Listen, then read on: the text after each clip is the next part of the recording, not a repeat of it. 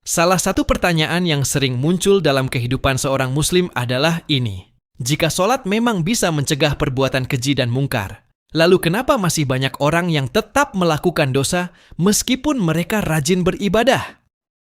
Kita sering melihat seseorang yang sholat 5 waktu, ikut pengajian, bahkan terlihat religius di depan orang lain, tetapi di saat yang sama masih suka berbohong, menyakiti orang lain, membuka aurat, memandang yang haram, atau melakukan maksiat lainnya.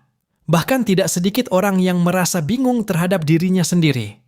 Di satu sisi ia ingin dekat dengan Allah, tetapi di sisi lain ia masih sulit meninggalkan dosa.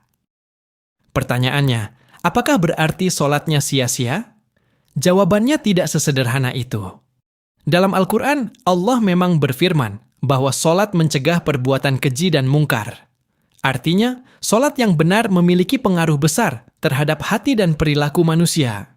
Namun yang perlu dipahami adalah bahwa tidak semua sholat dilakukan dengan kualitas yang sama. Ada sholat yang hanya sekadar menggugurkan kewajiban.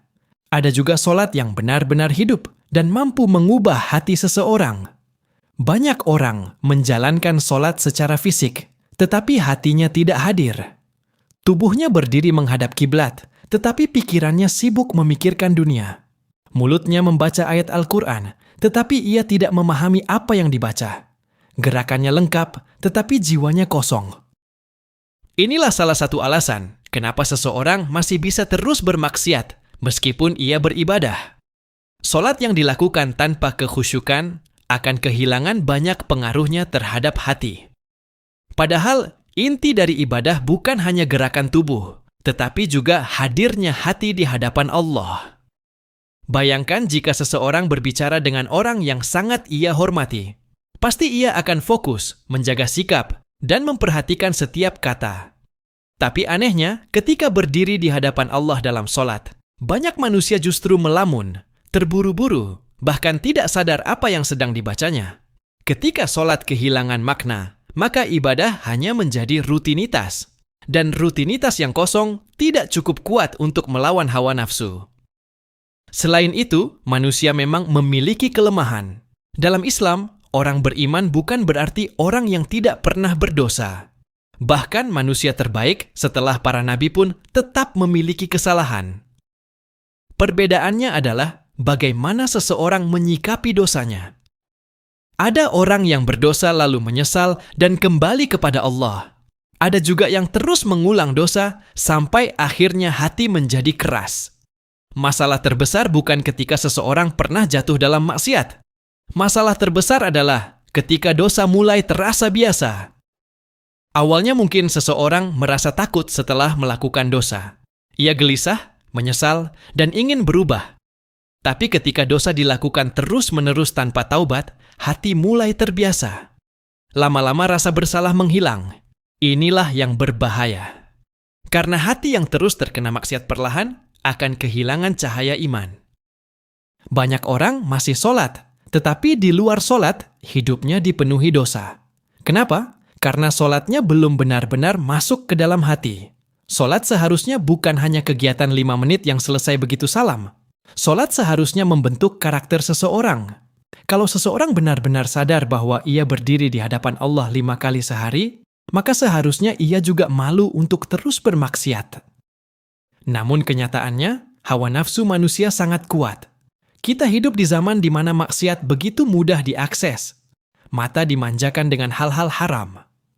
Media sosial penuh fitnah dan aurat. Musik, tontonan, dan pergaulan seringkali menjauhkan manusia dari Allah. Akhirnya banyak orang hidup dalam dua dunia. Di satu sisi mereka masih beribadah. Di sisi lain mereka juga terus mengikuti hawa nafsu. Fenomena ini menunjukkan bahwa perang terbesar manusia sebenarnya bukan melawan orang lain, tetapi melawan dirinya sendiri. Kadang seseorang benar-benar ingin berubah, tetapi lingkungan terus menariknya kembali kepada dosa. Ada yang ingin menjaga pandangan, tetapi isi media sosialnya penuh hal haram. Ada yang ingin berhenti dari maksiat, tetapi teman-temannya justru mengajak kepada dosa. Karena itu, ibadah saja tidak cukup jika seseorang tidak serius menjaga lingkungannya. Sholat adalah sumber kekuatan, tetapi manusia juga harus berusaha menjauh dari pintu-pintu maksiat. Selain itu, ada juga orang yang salah memahami ibadah. Mereka merasa cukup hanya dengan menjalankan ritual agama, tetapi tidak memperbaiki akhlak dan hati. Padahal, dalam Islam, ibadah tidak hanya soal hubungan dengan Allah, tetapi juga perubahan perilaku. Apa gunanya rajin sholat kalau masih suka menyakiti orang lain? Apa gunanya membaca Al-Quran kalau lisan masih penuh kebohongan? Apa gunanya terlihat religius kalau hati penuh kesombongan? Inilah kenapa Rasulullah sangat menekankan akhlak, karena tanda ibadah yang benar adalah perubahan dalam kehidupan sehari-hari. Namun kita juga harus berhati-hati dalam menilai orang lain. Jangan sampai kita melihat seseorang masih berdosa, lalu langsung menganggap ibadahnya sia-sia. Bisa jadi justru ibadah itulah yang membuatnya belum sepenuhnya tenggelam dalam dosa. Bisa jadi sholat yang ia lakukan adalah satu-satunya alasan kenapa ia masih ingin kembali kepada Allah. Karena itu, seseorang yang masih bermaksiat jangan sampai meninggalkan ibadah. Setan sangat suka membuat manusia putus asa. Ketika seseorang berdosa, setan membisikkan, "Percuma sholat, kamu masih kotor."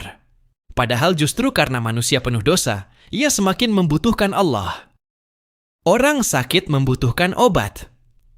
Orang berdosa membutuhkan ibadah. Jangan tunggu menjadi suci baru mendekat kepada Allah. Tidak ada manusia yang benar-benar suci.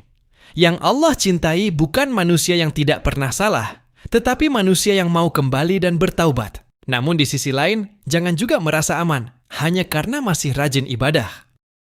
Ada orang yang terlalu percaya diri dengan amalnya, merasa dirinya baik hanya karena sholat atau ikut kajian, padahal maksiat tetap dijalankan tanpa rasa takut. Ini juga berbahaya, karena ibadah bukan tiket untuk bebas bermaksiat. Semakin seseorang dekat kepada Allah, seharusnya semakin besar rasa takutnya kepada dosa. Pada akhirnya, sholat memang bisa mencegah perbuatan keji dan mungkar. Tetapi itu terjadi jika sholat dilakukan dengan hati yang hidup, penuh kesadaran, dan disertai usaha memperbaiki diri. Kalau seseorang masih terus bermaksiat meskipun beribadah, itu bukan berarti ayat Al-Quran salah. Yang perlu diperiksa adalah kualitas ibadah dan kondisi hatinya. Mungkin sholatnya masih belum khusyuk, mungkin hatinya terlalu dipenuhi dunia, mungkin dosanya sudah terlalu sering dilakukan, mungkin ia belum benar-benar serius ingin berubah, atau mungkin ia sedang berjuang, jatuh bangun melawan hawa nafsunya. Karena menjadi baik memang bukan proses satu malam. Hijrah bukan tentang langsung sempurna. Hijrah adalah tentang terus berusaha mendekat kepada Allah, meskipun berkali-kali jatuh. Yang berbahaya bukan orang yang jatuh dalam dosa. Yang berbahaya adalah orang yang berhenti kembali kepada Allah. Selama seseorang masih mau sholat, masih mau menangis dalam doa, masih merasa bersalah setelah bermaksiat, maka masih ada harapan. Karena hati yang masih merasa bersalah adalah tanda iman belum mati. Dan selama pintu taubat masih terbuka, tidak ada manusia yang terlambat untuk berubah.